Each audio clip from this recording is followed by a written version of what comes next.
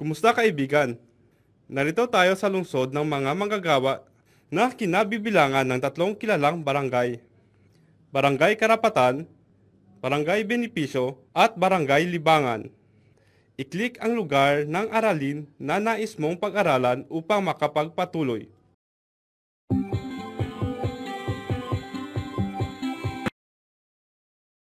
Sa lugar na ito ay ating bibigyang pansin ang mga karapatan ng manggagawa. Magandang araw, Kapitan Jose. Magandang araw naman, Kapitan M. Ano po ba ang maipaglilingkod ko sa inyo? Narito po ako upang talakayin ang iba't ibang karapatan ng mga manggagawa. Maaari niyo po ba akong tulungan? Siyempre naman, ikinagagalak ko yun. Upang makapagsimula, alamin muna natin ang tungkol sa tinatawag na Labor Code. I-click ang next button upang magpatuloy.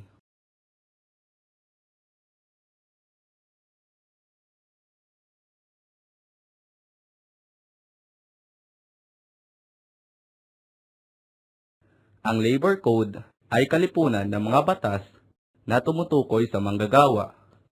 Ayon sa Labor Code ng Pilipinas, ang isang manggagawa ay may iba't ibang karapatan at benepisyo na matatanggap. I-click ang karapatan ng manggagawa na nais mong pag-aralan.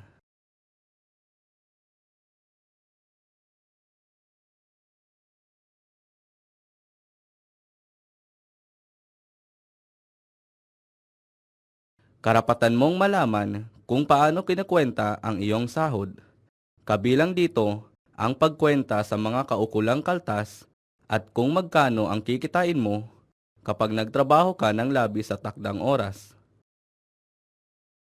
Labor Code, Artikulo 73. Nakasaad sa Artikulo 73 ng Labor Code ng Pilipinas na dapat kang bigyan ng dagdag na kabayaran kapag pinagtrabaho ka ng linggo o mga araw na piyesta opisyal o holidays. Kapag ang isang manggagawa ay nagtrabaho sa kahit na anong special holiday, karapat dapat siyang bayaran ng dagdag na sahod na di bababa sa 30% ng kanyang regular na sahod.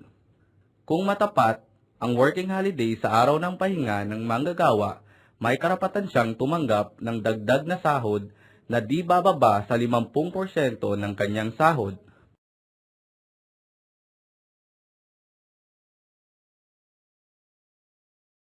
Labor Code, Artikulo 73. Nakasaad sa Artikulo 73.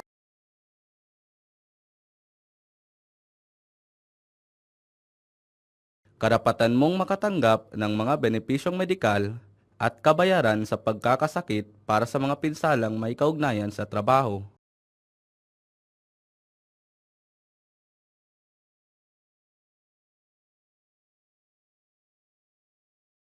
Employees Compensation and State Insurance Fund, ang pagiging kasapi ng Social Security System para sa mga nasa pribadong kumpanya o may sariling trabaho o ng Government Service Insurance System para sa mga nagtatrabaho sa pamahalaan ay tumitiyak sa seguridad ng mga manggagawa at ng kanilang pamilya. Makakakuha sila ng mga kaukulang sweldo, libreng tulong medikal at mga gamot kung sakaling sila ay maaksidente, mabalda o mamamatay ng dahil sa mga sanhi na kaugnay sa trabaho.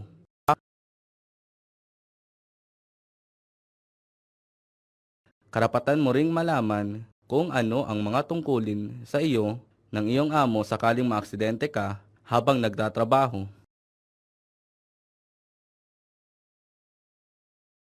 Artikulo 157.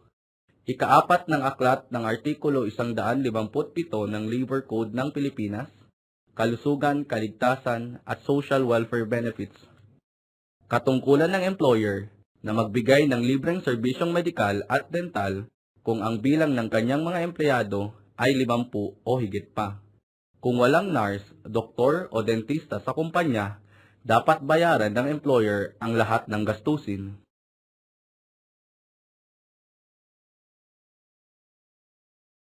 Karapatan mong maging miyembro sa iba't ibang ahensya, maging ito'y pribado o panggobyerno tulad ng SSS, GSIS, PhilHealth at iba pa. Bilang isang miyembro, karapatan mong malaman at makuha ang mga benepisyong nauukol sa iyo.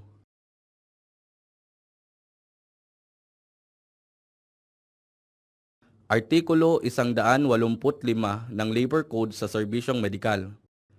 Ayon sa artikulong ito, oras na nagkasakit o naaksidente ang isang manggagawa, maaari siyang pagkalooban ng serbisyong medikal ng SSS o GSIS sa panahon ng kanyang pagkabalda. Bukod dito ay maaari rin siyang pagkalooban ng mga kagamitan ayon sa uri ng kanyang sakit o pinsala hanggang sa panunumbalik ng kanyang kalusugan.